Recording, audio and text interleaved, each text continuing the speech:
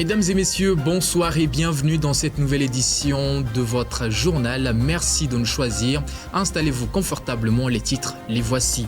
Nous parlerons environnement, la loi cadre sur le 10 secteurs adoptée par le Togo depuis près de 15 ans déjà fera objet de révision, l'objectif étant de l'adapter aux défis de l'heure afin de mieux y faire face à d'autres précisions dans cette édition.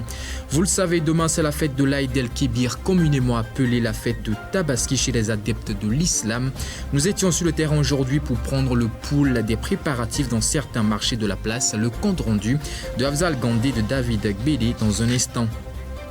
Au-delà de nos frontières, le commandant des forces paramilitaires soudanaises, le général Mohamed Hamdan Dagalo, a annoncé une trêve de 48 heures ce lundi. Elle devrait permettre de célébrer l'Aïd al-Adha dans les conditions optimales.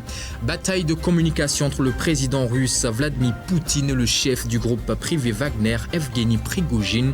Ce dernier est sorti de son silence. Sa rébellion avortée n'avait d'autre but que la protection de ses soldats. D'autres précisions sur sa nouvelle sortie dans cette édition. Mesdames et messieurs, c'est tout pour les titres de ce soir. Restez avec nous, les précisions, c'est dans un instant.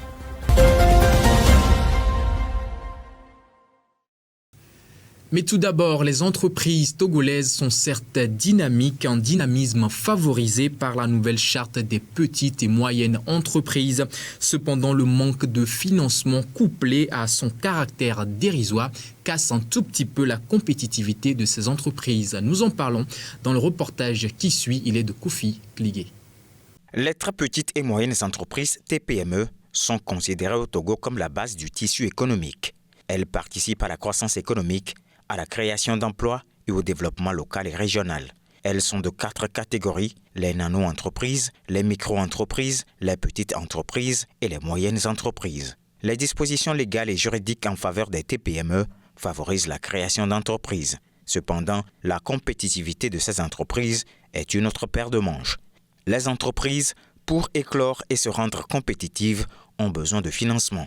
En 2021, le Togo s'est doté de nouveaux textes pour mieux accompagner les entrepreneurs. Ces textes apportent des précisions sur la formalité foncière des entreprises, les procédures de certification et la recherche de financement. En 2022, le financement des TPME a été augmenté à 75 milliards pour les micro-entreprises, 11 milliards pour les petites entreprises et 41 milliards pour les moyennes entreprises.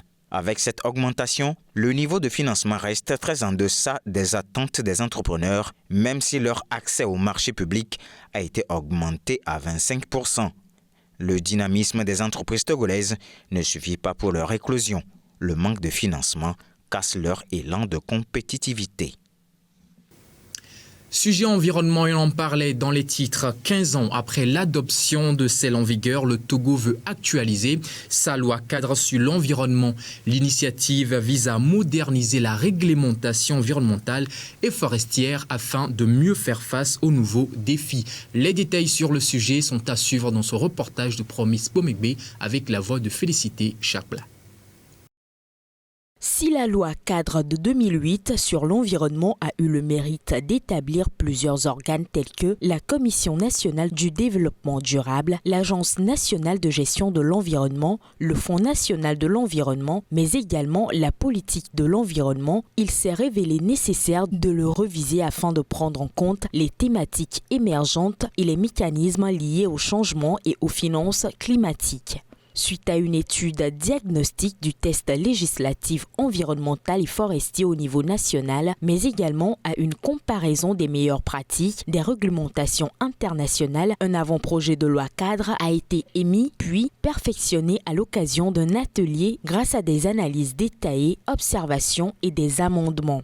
L'initiative s'inscrit dans le processus de refonte de la législation environnementale soutenue par le programme de gestion du littoral ouest-africain Ouaka-RESIP. Rappelons que l'exécutif togolais a adopté ces derniers temps plusieurs autres tests allant dans ce même sens, à l'instar des avant-projets de loi sur les changements climatiques et les aires protégées, le décret relatif au mécanisme carbone et pour finir le document de politique forestière. De l'environnement, nous en venons à l'agriculture. Les zones d'aménagement agricole planifiées sont des espaces cultivables qui ont été mis en place par le gouvernement pour, à juste titre, développer l'agriculture et mettre terme à certains problèmes sociaux. C'est un projet qui est toujours en opération et nous faisons le point de sa mise en œuvre dans ce reportage de Nadège Arlidia. Au Togo, les zones d'aménagement agricole planifiées, encore appelées ZAP, sont mises en place avec pour intention de doter les producteurs de cadres appropriés dans le but de développer l'agriculture couplée de l'élevage. Le projet portant sur ces zones a officiellement débuté en 2017. L'idée étant de concrétiser l'autosuffisance alimentaire du pays, permettre et accélérer l'autonomie des femmes, réduire le chômage des jeunes et positionner le Togo en tant que pôle d'exportation des produits agricoles dans les sous-régions ouest-africaines. Au départ, l'objectif était d'installer sur toute l'étendue du territoire 350 ZAP au total, comme inscrit dans la feuille de route gouvernementale 2025. De 2017 à 2023, 5 ans maintenant, 218, plus de la moitié ont été mises en place et fonctionnent. L'installation de ces zones exige des milieux où elle est faite la disposition d'au moins 100 hectares de surface cultivable. Pour leur bon fonctionnement, elles nécessitent un certain nombre de conditions telles les systèmes de retenue d'eau et d'irrigation, les magasins d'une capacité importante, une alimentation énergétique provenant des mini-centrales solaires photovoltaïques, ce que le gouvernement n'a pas manqué de mettre en place. À l'heure actuelle, des efforts se notent dans quelques-unes de ces zones, à l'instar de celle d'Agneran dans la préfecture de la Vie. Vous le savez, c'est demain que la communauté musulmane célèbre la fête de l'Aïd el-Kébir, communément appelée Tabaski. Cette fête préconise l'immolation d'une bête à titre de rite fait monter les enchères. Cette année encore, la barre est plus haute et frôle l'inaccessible pour la bourse moyenne. Reportage Afzal Gandé, Félicité Chapla avec les images de Kokou Bédé. Nous sommes à Gbossimé, l'un des quartiers de bétail à Lomé. À la veille de la fête de la Tabaski, il y règne une ambiance sobre. Certains revendeurs de moutons déplorent le manque de clientèle en raison de l'inflation. Malgré tout, les prix des moutons semblent être à la portée de toutes les bourses, affirment certains revendeurs. Maintenant, cette année-là, il n'y a pas marché. Marché là, des fois, tu vends de la zone, des fois, tu vends un, des fois, tu vends deux.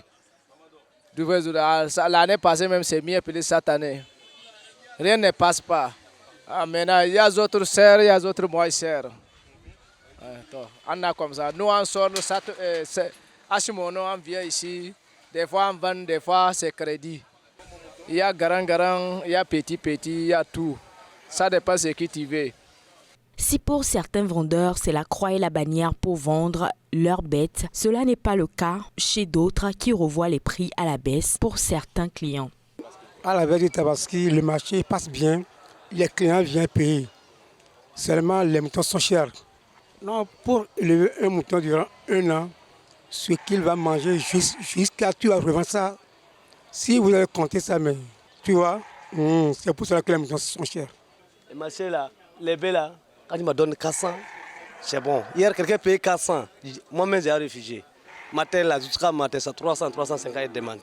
Ça, là, quelqu'un payait ça hier, 200. J'ai dit 220. Matin, là, 110. Comment on va faire? Pour les clients, la situation actuelle du marché de bétail est intenable pour ceux qui ont les petits moyens. Malgré les prix élevés des bêtes, les clients ont une fête à célébrer et n'ont le choix que de se plier à ces prix. Oui, effectivement, j'ai fait l'effort de trouver quelques-uns. Mais bon, on ne peut rien, c'est la fête. Il faudrait qu'au moins que les enfants se réjouissent. C'est ça. Par rapport à l'année précédente, au moins l'année précédente, bon, avec la situation de Covid, ça a affecté beaucoup de personnes. Même l'année passée, on n'avait pas pu acheter certains les bœufs. Mais cette année, grâce à Dieu, au moins on a pu acquérir quelques-uns. Donc on remercie Allah pour ça. Pour rappel, l'immolation d'une bête en islam, le jour de la Tabaski, est une offrande pour l'amour de Dieu dans l'espoir de se purifier et de se rapprocher du Seigneur. Après avoir longtemps négligé ses auteurs, ses écrivains, le Togo semble renouer les liens avec ces derniers au travers d'une réforme qui a permis d'intégrer de plus en plus d'auteurs du pays dans des programmes scolaires et divers prix littéraires. Nous faisons le point dans le reportage qui suit. Il est signé Harold Messan-Atto. La littérature africaine, bien que présente dans les programmes du système éducatif togolais dans les collèges et lycées, s'est pendant des années privée des auteurs togolais.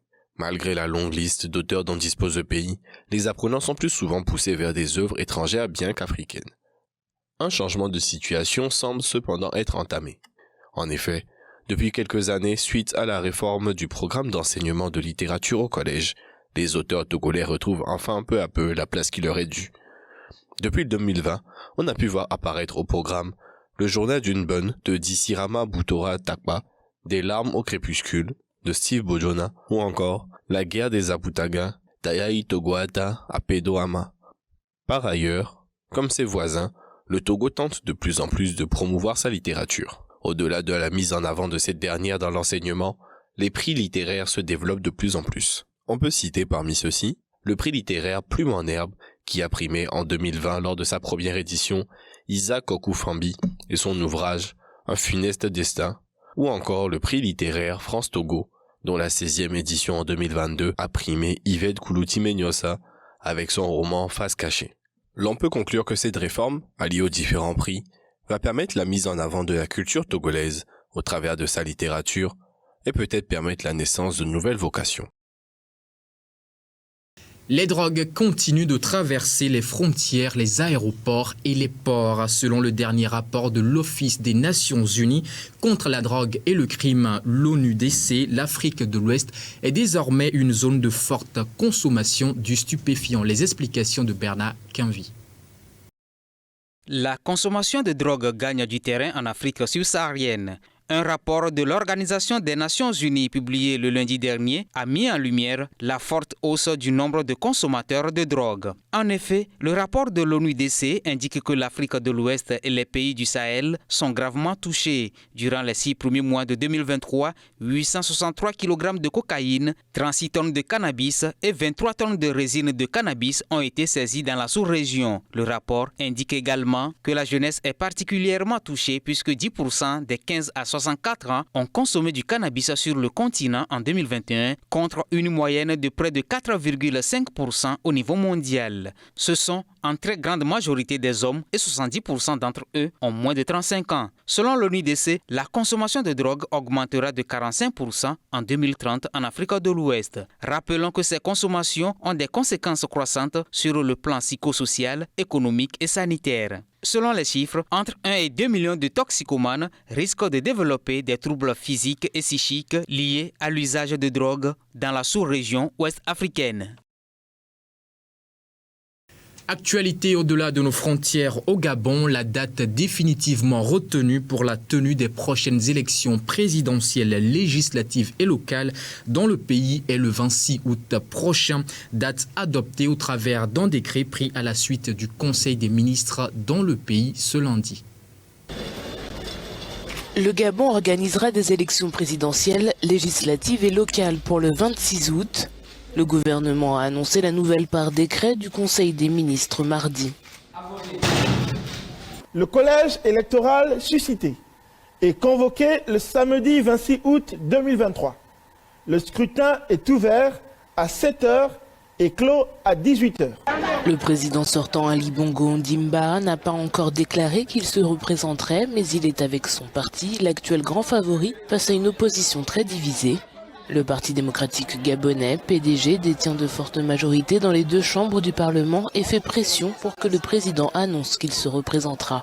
En 2009, Ali Bongo, aujourd'hui âgé de 64 ans, a succédé à son père, Omar Bongo Ondimba, qui a dirigé le pays pendant 41 ans. Le président a été réélu de justesse en 2016 avec seulement 5500 voix de plus que son rival. Du Gabon, nous en venons à la Sierra Leone, les violences ayant opposé les forces de sécurité et certains opposants du parti APC à Freetown au lendemain des élections tenues samedi dernier en Sierra Leone a fait un mort. Une femme aurait été tuée selon le porte-parole du parti APC. Retour sur les faits. En marge des élections présidentielles en Sierra Leone, les forces de sécurité ont violemment dispersé dimanche soir des opposants à Freetown, au siège du parti APC. Une infirmière a été tuée dans ces troubles. Son fils de 25 ans, Ibrahim Conté, a reconnu le corps de sa mère à la morgue. Si je peux visualiser comment ma mère a été tuée, si je peux voir comment on lui a tiré dessus, cela signifie qu'elle était comme ceci et qu'elle a été abattue à bout portant. C'est exactement ce que je vois. Si vous pouvez aller au bureau du parti, vous pourrez voir les taches de son sang.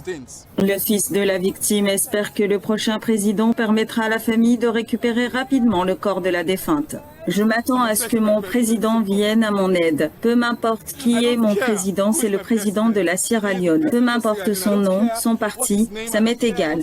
Je veux juste que mon président, le président de la Sierra Leone, me vienne en aide. S'il vous plaît, libérez le corps de ma mère. Laissez-la se reposer. Et nous avons besoin de justice. J'ai besoin de savoir qui a tué ma mère. Le président sortant Julius Maada Bio est en tête de l'élection présidentielle après 60% du dépouillement. Parlant justement des élections tenues en Sierra Leone, le président sortant Julius Maada Bio a été réélu dès le premier tour pour un deuxième mandat à la tête de la Sierra Leone avec 56,17% des voix. Information rendue officielle ce mardi par le président de la commission électorale, Mohamed Kone. De la Sierra Leone, nous en venons au Soudan. Une trêve unilatérale de 48 heures sera observée aux côtés des forces paramilitaires à partir de ce mardi. C'est ce qu'a annoncé Mohamed Hamdan Daglo dit Emeti, le commandant des forces paramilitaires. Cette disposition devrait permettre à la population de célébrer l'Aïd el-Hada dans les conditions optimales. Une trêve unilatérale aura lieu au Soudan pendant la célébration de l'Aïd al-Hada, a annoncé le commandant des forces paramilitaires. La trêve sera effective mardi et mercredi, a-t-il précisé dans un enregistrement audio diffusé sur la chaîne de télévision Al Arabiya. Ce cessez-le-feu intervient alors que les paramilitaires des forces de soutien rapide sont parvenus dimanche à assiéger le QG de la police et son arsenal à Khartoum.